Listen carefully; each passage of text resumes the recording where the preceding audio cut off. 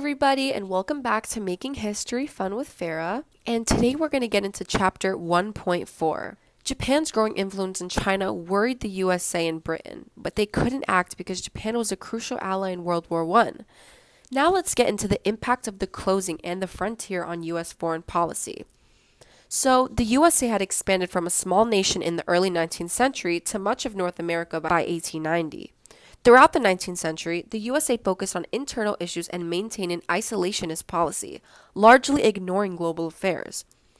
Now, continental expansion was when the USA was rapidly expanding in the 19th century. This was through purchases and treaties, and this included Louisiana, Texas, and Alaska.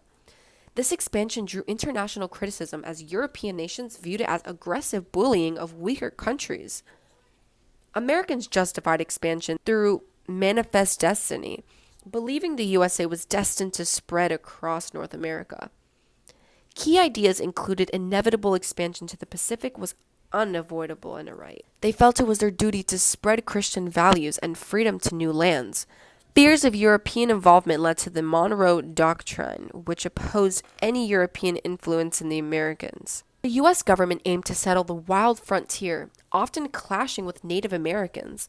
Native Americans were viewed as uncivilized and confined to reservations. Settlers moved west through land like the Donation Land Claim Act and the Homestead Acts. By 1890, all areas were settled, and the government declared the frontier closed, ending an era of opportunity. The closing of the frontier pushed America to seek opportunities abroad, with leaders arguing it was the USA's duty to spread democracy and Christianity. Now, economic growth and the need for trade in the late 19th century. USA had seen rapid industrial growth in the late 19th century. This was driven by abundant raw materials like coal and oil. Population growth and immigration provided labor and consumers. Mass production methods and minimal regulation contributed to profitable companies. Some industries had opposed high tariffs, wanted lower ones because they limited exports and raised machinery costs. Democrats supported free trade. The U.S. needed a strong navy to protect trade in the Far East. Then the Spanish-American War happened, and these are the reasons. Cuba had fought 3 wars for independence, the last starting in 1895. The U.S. opposed Spain rule and had economical interests in Cuba. Spain's rejection of U.S. reforms in 1897 increased tensions. The U.S. won the 1898 war against Spain. The Treaty of Paris gave the U.S. control of Cuba, the Philippines, Puerto Rico, and Guam. The U.S. annexed both Philippines and Hawaii to expand trade with Asia.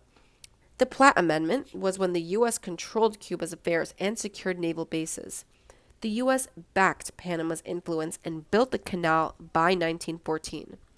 Imperialism. Roosevelt expanded U.S. influence through military and economic power. U.S. Marines had intervened in Dominican Republic to protect American interests. Roosevelt built 16 battleships and showcased U.S. power globally. He aimed to protect U.S. interests and deter European interference. The reasons for and impact of the USA's entry into the First World War. So the war began in June 1914 after Austria-Hungary declared war on Serbia following Archduke Franz Ferdinand's assassination.